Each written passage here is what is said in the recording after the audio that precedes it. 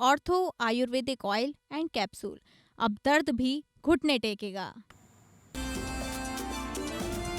कांग्रेस मुख्यालय में राष्ट्रगीत वंदे मातरम को रोकने पर बीजेपी हुई हमलावर। सोनिया गांधी पर बरसे अमित शाह। कांग्रेस पर वंदे मातरम के अपमान का लगाया आरोप।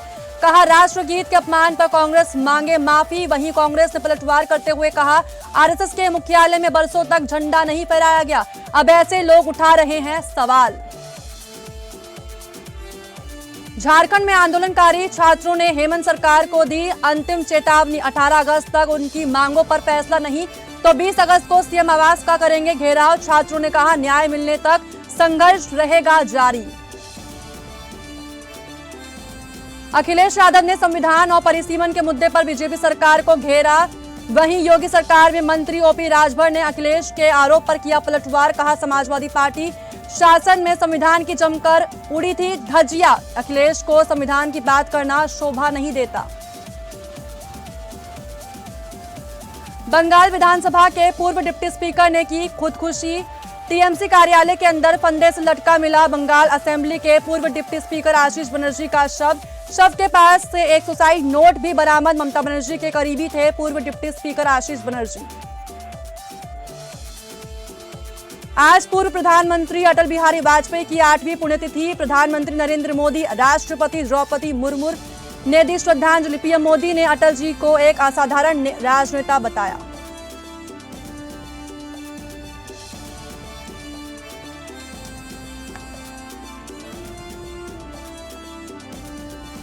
स्वागत है आप सभी का हमारे इस बुलेटिन में। मैं हूं आपके साथ साक्षी मिश्रा। तो चलिए खबरों का रुख करते हैं। कांग्रेस पार्टी मुख्यालय में वंदे मातरम को रोकने के मामले से सियासत गर्म हो चुकी है। बीजेपी पूरी तरह से कांग्रेस पर हमलावर हो चुकी है। साथ ही राजस्थान के चित्तौड़गढ़ से केंद्रीय गृह मंत्री अमित शाह ने कहा कांग्रेस पार्टी मुख्यालय में वंदे मातरम गाया जा रहा था। गान के दौरान सोनिया गांधी ने कांग्रेस अध्यक्ष से गान रोकने को कहा। सोनिया गांधी का यह पाप देश की जनता कभी माफ नहीं करेगी। अमित शाह ने कहा कि 80 साल के बाद बंकिम बाबू का ये अमर गान अब फिर से सम्मान प्राप्त कर रहा है, वो भी सोनिया गांधी को रास नहीं आता है।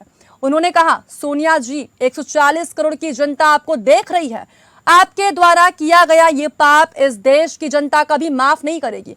राजस्थान में अमित शाह ने कहा कि वोट बैंक के लालच में कांग्रेस ने वंदे मातरम को भुला दिया था। लाल किले की प्राचीर से प्रधानमंत्री नरेंद्र मोदी ने वंदे मातरम को फिर से एक नया आयुष देने का काम किया है। वहीं कांग्रेस ने पलटवार करते हुए कहा जो लोग सवाल उठा रहे हैं उनका देश की आजादी में कोई रोल नहीं था। आरएसएस के मुख्यालय में बरसों तक झंडा नहीं फहराया गया, अब ऐसे लोग सवाल उठा रहे हैं। हमने लाल किले की प्राचीर से मोदी जी ने वंदे मातरम को फिर से एक नया आयुष्य देने का काम किया है। और इनकी निर्लज्जता देखिए, कांग्रेस पार्टी के मुख्यालय पर वंदे मातरम का गान हो रहा था। चालू गान में कांग्रेस की नेत्री सोनिया जी ने कांग्रेस अध्यक्ष को गान रोकने का कहा। हम सब टीवी पर देखते रह गए। 80 साल के बाद बंकिम बाबू का ये अमर मंत्र, अमर गान जब फिर से सम्मान प्राप्त कर रहा है, वो भी सोनिया जी को राज नहीं आता है। सोनिया जी 140 करोड़ की जनता आपको देख रही है। आपके द्वारा किया गया ये पाप इस देश की जनता कभी माफ नहीं करेगी, कभी माफ नहीं करेगी।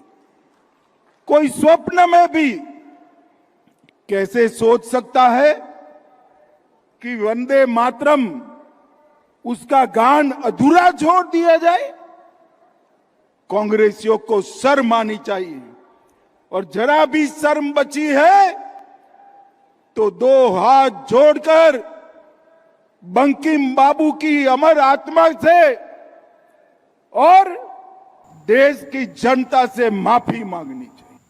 रांची के जयपाल सिंह मुंडा स्टेडियम में जेपीएससी और जेएसएससी भर्ती परीक्षाओं में हुई धांधली, पेपर लीक और गड़बड़ियों के खिलाफ छात्रों का आंदोलन लगातार जारी है। पिछले कई दिनों से बड़ी संख्या में अभ्यर्थी धरना देकर भर्ती प्रक्रिया की निष्पक्ष जांच की मांग कर रहे हैं। अब आंदोलन ने नया मोड़ ले लिया है। छात्रों ने सरकार को अल्टीमेटम देते हुए घोषणा की है कि यदि 18 अगस्त तक उनकी मांगों पर फैसला नहीं लिया गया तो 20 अगस्त को सीएम आवास का घेराव किया जाएगा। आंदोलनकारियों का कहना है कि वे लंबे समय से अपनी बात शांतिपूर्ण तरीके से रख रहे हैं, लेकिन अब तक समाधान नहीं निकला है। स्वतंत्रता दिवस के अवसर पर निकाली गई तिरंगा यात्रा के दौरान छात्र नेता रविंद्र पासवान ने सरकार को कड़ा संदेश दिया। उन्होंने साफ शब्दों में कहा कि अभी तक आंदोलन पूरी तरह गांधीवादी तरीके से चल रहा है, लेकिन यदि सरकार ने छात्रों की मांगों को अनसुना किया तो आंदोलन और तेज हो सकता है। उन्होंने कहा कि युवाओं के भविष्य के साथ खिलवाड़ बर्दाश्त नहीं किया जाएगा। आंदोलनकारी छात्रों की प्रमुख मांग पूरे मामले की सीबीआई जांच, दोषियों पर सख्त कार्रवाई और भविष्य की भर्ती परीक्षाओं में पूर्ण पारदर्शिता सुनिश्चित करने की है। छात्रों का कहना है कि युवाओं के भविष्य से जुड़े इस मुद्दे पर केवल आश्वासन नहीं बल्कि ठोस कदम उठाए जाने चाहिए। हमारे तमाम छात्रों ने एकदम ऐतिहासिक तौर पर बनाया। हमने ज्यादा प्रचार भी नहीं किया था, उसके बावजूद भी झारखंड के राजधानी में 2500 छात्र ने इस तिरंगा यात्रा को ऐतिहासिक बनाया। आपके माध्यम से आज मैं ऐलान कर रहा हूं, माननीय मुख्यमंत्री हेमंत सोरेन जी, हमारी जायज मांगों को जल्द पूरा कीजिए, वरना वो दिन दूर नहीं है। हम आपको 18 तारीख तक अल्टीमेटम देते हैं। अगर 18 तारीख तक हमारी जायज मांगों पर आप ठोस कदम नहीं उठाते हैं, जेएसएससी सीजीएल अगर आप रद्द नहीं करते हैं, टीडीपीएल एजेंसी द्वारा ली गई तमाम एग्जाम को अगर रद्द नहीं करते हैं, सीबीआई जांच नहीं करते हैं, 20 तारीख को सीएम आवास घेरावा झारखंड के तमाम छात्र नौजवान घेरेंगे और तब तक वहां हम लोग बैठे रहेंगे जब तक हमारी जायज मांगों को पूरा नहीं कर लेती है। मजाक बना के रख दिया इन लोग हम लोग को। आज 22 दिन हो गया, 22 दिन से हम तमाम छात्र यहाँ बैठे हुए। ये जो सब भाषणबाजी कर रहे हैं, कभी फेसबुक में पोस्ट करते हैं, कभी राहुल गांधी जी को ऑडियो कॉल पर बात करते हैं, क्या समझ के? लेकिन हम लोग पढ़े लिखे छात्र है, अनपढ़ गवार नेता नहीं है जो आपके बातों में आएंगे। हम तर्क से बात करते हैं और तर्क ये बता रहा है कि जेएसएससी से रद्द मतलब रद्द। जेपीएससी और जेएसएससी परीक्षाओं में हुई धांधली के खिलाफ पिछले 16 दिनों से आमरण अनशन कर रहे छात्र नेता देवेंद्र नाथ महतो, हबीबा और राहुल फिलहाल रांची के सदर अस्पताल में भर्ती हैं, जिनका अस्पताल के एचडीओ विभाग में इलाज किया जा रहा है। तो वहीं बीते कल स्वतंत्रता दिवस के अवसर पर सदर अस्पताल से धरना स्थल जाकर झंडा फहराने और तिरंगा यात्रा में शामिल होने की जिद पर अड़े देवेंद्र नाथ महतो का एचडीओ में भी पुलिस के साथ धक्का मुक्की हो गई थी, जिसके बाद बीती रात अस्पताल में इलाजरत देवेंद्र महतो सहित 2 अन्य अनशनकारियों का हेल्थ बुलेटिन जारी करते हुए सदर अस्पताल प्रबंधन ने इस बात की पुष्टि की कि इस घटना में छात्र नेता को किसी भी तरह की चोट नहीं लगी है।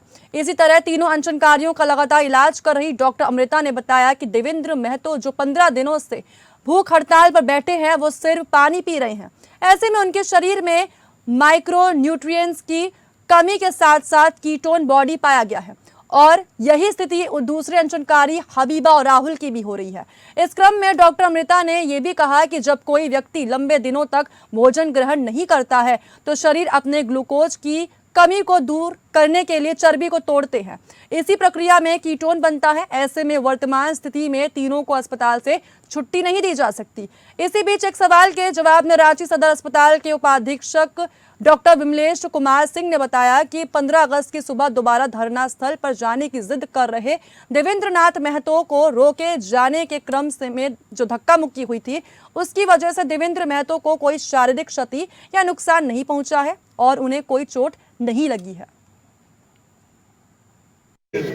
ये जो 3 हंगर स्ट्राइक पर है, उनका हेल्थ बुलेटिन अभी हम लोग करेंगे, जिसमें कि डॉक्टर अमृता जो कंटिन्यूस इन लोग और डॉक्टर हफीजुल ये लगातार देख रहे हैं। साथ में इसके इंचार्ज जो हैं डॉक्टर हरीश, ये भी उसको देख रहे हैं और मैं डिप्टी सुप्रिटेंडेंट सदर अस्पताल डॉक्टर विमलेश, ये हम लोग अभी हेल्थ बुलेटिन इन 3 लोगों का जारी करेंगे। देवेंद्रनाथ महतो जी, जो कि 15 दिनों से खाना नहीं खा रहे हैं, उन्होंने फ्लूइड्स लेने से वो इनकार कर रहे हैं, लेकिन वो पानी पी रहे हैं। उनका इलेक्ट्रोलाइट इम्बैलेंस पाया गया है रिपोर्ट्स में, सोडियम 124 है और यूरिन में कीटोन बॉडीज प्रेजेंट है, जो कि स्टारवेशन का इंडिकेट करता है। प्रधानमंत्री नरेंद्र मोदी ने इंस्टाग्राम पर 15 अगस्त की सुबह का एक दिलचस्प वीडियो शेयर किया है। इस वीडियो में वो लाल किले के लिए रवाना होने से पहले अपने मोरों को दाना देते और गायों को चारा खिलाते नजर आ रहे हैं। इंस्टाग्राम पर ये वीडियो तेजी से वायरल हो रहा है। लाल किले से राष्ट्र को संबोधित करने के लिए निकलने से पहले पीएम मोदी अपने दोस्तों से मिलने पहुंचे। इस वीडियो में पीएम मोदी ने अपनी रोजमर्रा की दिनचर्या का एक खास पल दिखाया है। पीएम मोदी ने इंस्टाग्राम पर वीडियो पोस्ट करने के साथ ही लिखा, हर सुबह अपने दोस्तों को खाना खिलाना मेरी रोज की दिनचर्या है। कल सुबह उन्होंने किसी तरह महसूस कर लिया कि मैं जल्दी जा रहा हूं, इसीलिए लाल किले के लिए निकलते समय वे मुझसे मिलने आ गए। हमेशा की तरह खास। पीएम मोदी के नए वीडियो को इंस्टाग्राम पर काफी पसंद किया जा रहा है। ये वीडियो प्रधानमंत्री के आधिकारिक आवास 7 लोक कल्याण मार्ग का है। पीएम मोदी अक्सर सुबह में जानवरों को खाना खिलाते हुए देखे जाते हैं। वे इन्हें अपना दोस्त बताते हैं। साथ ही पीएम मोदी अक्सर गायों को चारा खिलाते हुए या फिर मोरों को दाना देते हुए अपने वीडियो शेयर करते हैं। उनके पास पुंगनूर नस्ल की गाय है। ये आंध्र प्रदेश के चित्तूर जिले की एक प्राचीन और दुनिया के सबसे छोटी नस्ल की गाय मानी जाती है।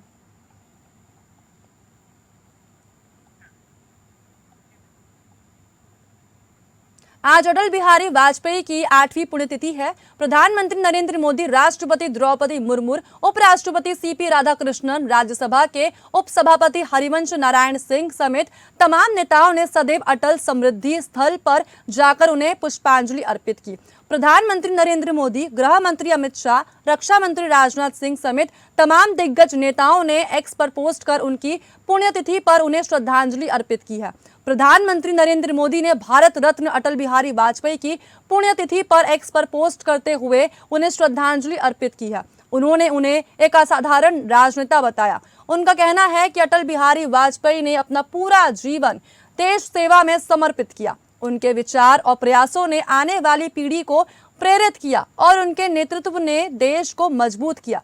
केंद्रीय गृह मंत्री अमित शाह ने भी एक्स पर पोस्ट कर भारत रत्न पूर्व प्रधानमंत्री अटल बिहारी वाजपेयी को श्रद्धांजलि अर्पित की है। अटल बिहारी वाजपेयी को याद करते हुए अमित शाह ने लिखा है कि उन्होंने परमाणु परीक्षण और कारगिल युद्ध के जरिए दुनिया को भारत की ताकत दिखाई। उनकी मूल्य आधारित राजनीति से अंत्योदय और सुशासन की सोच धरातल पर उतरी। वहीं वाजपेयी का राजनीतिक जीवन देश के कई बड़े और दूरदर्शी फैसलों के लिए जाना जाता रहा है। उनके कार्यकाल में उन्होंने परमाणु परीक्षण लेकर ग्रामीण सड़क योजना, टेलीकॉम और शिक्षा के क्षेत्र में कई जरूरी फैसले लिए। साथ ही अटल बिहारी वाजपेयी ने अपने राजनीतिक कार्यकाल में पोखरण में परमाणु परीक्षण करके दुनिया को भारत की ताकत दिखाई थी। राजस्थान के पोखरण में परमाणु परीक्षण के बाद भारत की परमाणु शक्ति के रूप में स्थिति मजबूत हुई थी। उन्होंने दिल्ली, मुंबई, चेन्नई और कोलकाता और जोड़ने वाली बड़ी हाईवे परियोजना की शुरुआत की थी। उन्होंने प्रधानमंत्री ग्राम सड़क योजना की शुरुआत की थी। इस योजना को गांवों को पक्की सड़कों से जोड़ने की दिशा में बड़े कदम के रूप में देखा जाता है।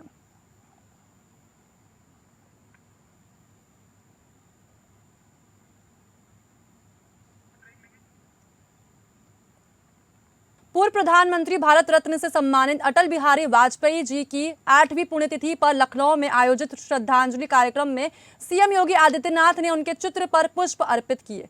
उन्होंने कहा कि अटल जी का संपूर्ण जीवन राष्ट्र प्रथम की भावना का जीवंत एग्जाम्पल था। भारत की राजनीति में अस्थिरता के दौर को रोकने, राजनीतिक स्थिरता के माध्यम से सुशासन के लक्ष्य को प्राप्त करने के लिए कैसे कदम उठाए जा सकते हैं। राजनीतिक मेलजोल के माध्यम से राष्ट्रीय जनतांत्रिक गठबंधन का निर्माण श्रेय अटल जी ने प्रारंभ किया था। वो आज भी प्रासंगिक बना हुआ है। आज भी इतने लंबे समय से एनडीए देश में राज्यों में सरकार का संचालन करके सुशासन के लक्ष्य को प्राप्त कर रहा है। कारगिल संघर्ष के दौरान दुनिया ने अटल जी के दृढ़ संकल्प का लोहा माना था। अटल जी ने कहा था, हम पर युद्ध थोपा गया, हम इसका मुंह तोड़ जवाब देंगे। भारत की सुरक्षा के लिए दुनिया के किसी ताकत के सामने झुके बगैर भारत को एटॉमिक पावर के रूप में स्थापित करके अटल जी ने साबित करके दिखाया था। उनके जीवन का केवल एक ध्येय था, राष्ट्र प्रथम। उन्होंने हमेशा दल से ऊपर देश को महत्व दिया। जब कांग्रेस ने इमरजेंसी थोपी तो उन्होंने उस आंदोलन में बढ़ चढ़कर हिस्सा लिया।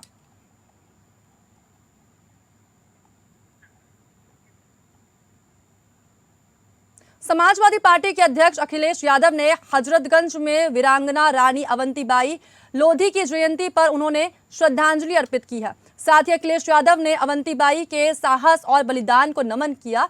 इस दौरान अखिलेश यादव ने कहा कि संविधान है तो स्वतंत्रता है, संविधान है तो हमें आजादी मिलेगी, संविधान से हमें अधिकार मिलेंगे, संविधान से लोकतंत्र मजबूत होगा। इस मौके पर अखिलेश यादव ने कहा कि परिसीमन से बेहतर है सरकार देश की सीमाओं की सुरक्षा करे। वहीं साल 2014 में भारत का क्षेत्रफल क्या था और आज भारत का क्षेत्रफल कितना है, क्या बीजेपी बता पाएगी? हम सब लोग मिलकर के वीरांगना अवंतीबाई जी को याद कर रहे हैं। आज यहाँ पर हमारे साथ साथी मिलकर के वीरांगना अवंतीबाई लोधी उनको याद कर रहे हैं। उनकी बहादुरी को, उनके साहस को, उनके बलिदान को, उनके योगदान को सब लोग नमन करते हैं। आजादी की लड़ाई में जो भूमिका रानी लक्ष्मीबाई ने निभाई थी, उसी तरह की आजादी की लड़ाई के लिए वीरांगना अवंतीबाई लोधी ने भी अपनी निभाई है। आजादी के तमाम ऐसे लोग जो इतिहास के पन्नों में, बीजेपी के बाद कोई दूसरा काम नहीं है। ठीक है सर, ठीक है। अगर बीजेपी पे कोई दूसरा काम होता, बीजेपी पे अगर कोई अच्छा काम होता तो संविधान को ठेस नहीं पहुंचाते। याद रखना, संविधान है तो स्वतंत्रता है, संविधान है तो हमें आजादी मिलेगी, संविधान है तो हमें अधिकार मिलेंगे। आप लोग भी बच के रहना, आप लोग भी बच के रहना, हाँ, क्योंकि आपके भी कैमरे सही चीज नहीं देख रहे हैं। कोई चीज है तो वो आंकड़ों से दिखती है। परसिमन से ज्यादा बेहतर है कि हमारे देश की सीमाओं की सुरक्षा हो। और जो नक्सल, आतंकवाद या विदेश नीति में जो असफल हुए हैं वो तमाम तरह की बात करते हैं। 2014 में भारत का अखिलेश यादव पर योगी सरकार के मंत्री ओपी राजभर ने पलटवार किया है। उन्होंने कहा कि अखिलेश यादव अगर संविधान की बात कर रहे हैं तो हंसी आ रही है। उनकी सरकार में गुंडागर्दी होती थी, बहन बेटियों की इज्जत लूटी जाती थी। 1000 दंगे समाजवादी पार्टी की सरकार में हुए, मुजफ्फरनगर जल रहा था और वो लोग सैफई में नाच गाना देख रहे थे। ऐसे लोग संविधान की बात कर रहे हैं, उन्हें शर्म आनी चाहिए। मंत्री ओपी राजभर ने कहा कि अति पिछड़ों का समाजवादी पार्टी ने हक लूटा, जाति चिन्हित कर अपनी जाति को बढ़ाया। 86 में 56 एसडीएम अपनी जाति के बनाए और आज अखिलेश यादव संविधान की बात कर रहे हैं। ये झूठ बोल रहे हैं। समाजवादी पार्टी की सरकार, आज जो मुख्यमंत्री अखिलेश यादव जी संविधान की बात अगर कर रहे हैं तो उनकी बात पर हंसी आ रही है कि उनकी सरकार में उनके लोगों द्वारा जिस तरह की गुंडागर्दी होती थी, माँ बहनों को इज्जत लूटी जाती थी, हजारों 1000 दंगे हुए समाजवादी पार्टी की सरकार में, कर्फ्यू लगे, 1200 जन की हानि हुई, वो संविधान की बात कर रहे हैं। मुजफ्फरनगर दंगे में जल रहा था, लोग आपस में कट मर रहे थे और ये सफाई में नाच देख रहे। शर्म नहीं आ रही है बोलते हुए? इतना बड़ा घटना हो रही है और सफाई में नाच देख रहे हैं। आज संविधान उनको याद आ रही है? किस संविधान की बात कर रहे हैं? संयुक्त किसान मोर्चा ने 16 अगस्त से दाता सिंहवाला गांव से जंतर मंतर तक 228 किलोमीटर लंबी किसान बचाओ पदयात्रा शुरू की है। पदयात्रा में 51 पदयात्री पैदल चल रहे हैं। वहीं किसानों के आज के दिल्ली कूच के बाद जिंद प्रशासन ने देर रात हरियाणा पंजाब के खनौरी बॉर्डर को सील कर दिया। किसानों को दिल्ली की ओर बढ़ने से रोकने के लिए बॉर्डर पर 5 लेयर की बैरिकेडिंग की गई। साथ ही किसान नेता जगजीत सिंह डल्लेवाल ने ऐलान किया था कि संयुक्त किसान मोर्चा द्वारा भारत अमेरिका ट्रेड डील के विरोध में 16 अगस्त से 228 किलोमीटर लंबी किसान बचाओ पदयात्रा शुरू की जाएगी। साथ ही किसान नेताओं ने बताया कि ये पदयात्रा 16 अगस्त को दाता सिंहवाला से शुरू होकर 29 अगस्त को दिल्ली के जंतर मंतर पहुंचेगी। किसानों के दिल्ली कूच को देखते हुए प्रशासन और पुलिस अलर्ट पर है और बॉर्डर पर सुरक्षा व्यवस्था कड़ी कर दी गई है। साथ ही पदयात्रा को लेकर प्रशासन अलर्ट पर है। किसानों की पदयात्रा के मद्देनजर प्रशासन एवं पुलिस द्वारा सुरक्षा और कानून व्यवस्था पर नजर रखी जा रही है।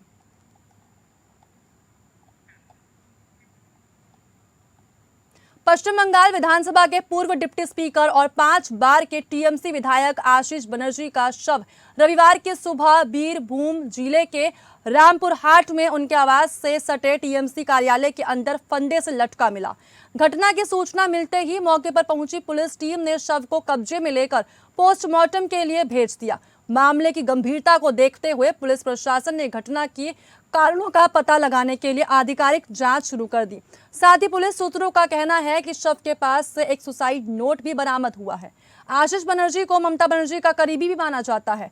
पुलिस ने बताया कि आशीष बनर्जी का शव रामपुर हाट स्थित उनके आवास के बिल्कुल पास बने टीएमसी कार्यालय में फंदे से लटका मिला। उसके पास से एक सुसाइड नोट भी मिला। हालांकि सुसाइड नोट में क्या लिखा है इस बारे में अभी कोई जानकारी नहीं मिली है। सूचना के बाद घटनास्थल का मुआयना करने के बाद शव को तुरंत पोस्टमार्टम के लिए अस्पताल भेज दिया है।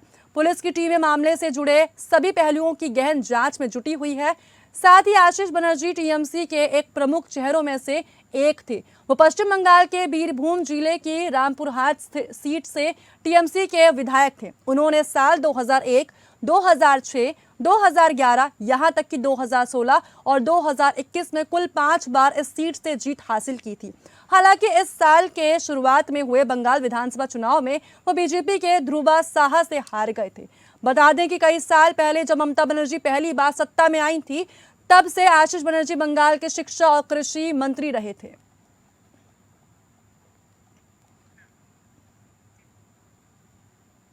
उत्तराखंड में मानसून सक्रिय हो चुका है। मौसम विभाग ने कई जिलों में भारी बारिश का ऑरेंज अलर्ट जारी किया है। अलकनंदा और मंदाकिनी नदियां चेतावनी स्तर के करीब बह रही है, जबकि गंगोत्री और यमुनोत्री हाईवे बंद हो चुके हैं। उत्तराखंड में मानसून सक्रिय हो गया है। मौसम विभाग ने देहरादून, चंपावत, बागेश्वर, उधम सिंह नगर और नैनीताल सहित कई तमाम जिलों में भारी से बहुत भारी बारिश का ऑरेंज अलर्ट जारी किया है। वहीं नदियां चेतावनी निशान के करीब बह रही है। गंगोत्री और यमुनोत्री हाईवे मलबा आने से बंद हो गया है। गंगोत्री हाईवे गंगनानी और यमुनोत्री हाईवे पालीगाड़ के पास भूस्खलन के चलते मलबा आने के कारण बाधित हो गया है। सूचना पर बीआरओ व एनएच बड़कोट की टीम हाईवे पर यातायात बहाली का प्रयास कर रही है। जिला प्रशासन ने सभी संबंधित विभागों को प्राकृतिक आपदा की स्थिति से निपटने के लिए तैयारी का उच्चतम स्तर बनाए रखने के निर्देश दिए हैं। साथ ही किसी भी दैवीय आपदा, दुर्घटना, मार्ग अवरुद्ध होने अथवा अन्य क्षति की सूचना तत्काल जिला आपातकालीन परिचालन केंद्र को देने की अपील की गई है।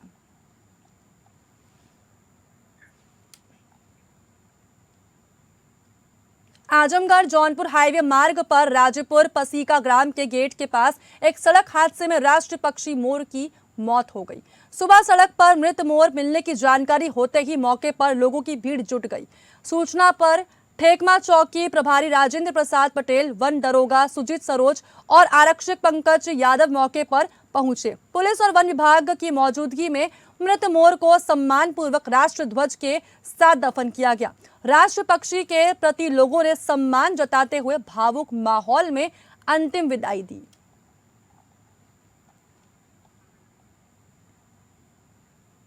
इस बुलेटिन में बस इतना ही। नमस्कार।